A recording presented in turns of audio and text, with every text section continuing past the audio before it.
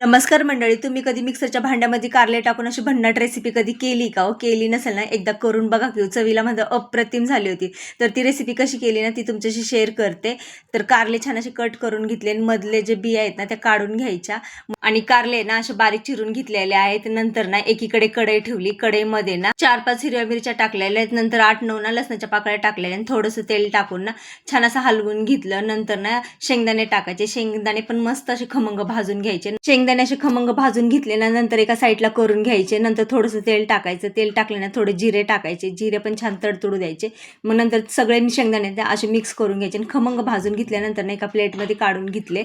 शेंगदाणे ते थंड होत आहेत तोपर्यंत ना आपण कारलेचा ना कच्चेपणा जाण्यासाठी ना कारले छान असे वाफेवर शिजून घेतले. शिजवताना थोडंसं तेल टाकलं परत आणि मीठ टाकलं. मग वाफेवर शिजून घेतल्यानंतर ना ते पण प्लेटमध्ये काढलं आणि थंड झाल्यानंतर ना मिक्सरमधून ना जरा जसं शेंगदाण्याचं कूट असं ना जाडसर तसं वाटून घेतलं आणि शेंगदाण्याचं पण कूट करून घेतलेले आणि वाटण झाल्यानंतर ना कढईमध्ये ते कारले वाटून घेतले होते ना आपण, ते कारले टाकायचे आणि थोडंसं तेल टाकायचं, परत हलवून घ्यायचं आणि शेंगदाण्याचा कूट टाकायचा. शेंगदाण्याचं कूट टाकल्यानंतर ना चवीनुसार मीठ टाकलं. मीठ मी अगोदरच टाकलं होतं म्हणून परत थोडंसं मीठ टाकलेलं आहे आणि कारल्याचा ना कडूपणा जाण्यासाठी ना मी थोडासा गूळ टाकला. त्याला छान असं हलवून घेतलं आणि 2 मिनिटं झाकून ठेवलेलं तो गूळ वितळण्यासाठी. मग मस्त आपली ना कारल्याची चटणी झालेली. आणि मला ना पित्ताचा त्रास होतो ना, तर माझ्यासाठी नेहमी मी कारल्याची चटणी करत असते. कारण ना कारले खाल्ले ना तर पित्त कमी होतं. तर कारल्याची चटणी कशी वाटते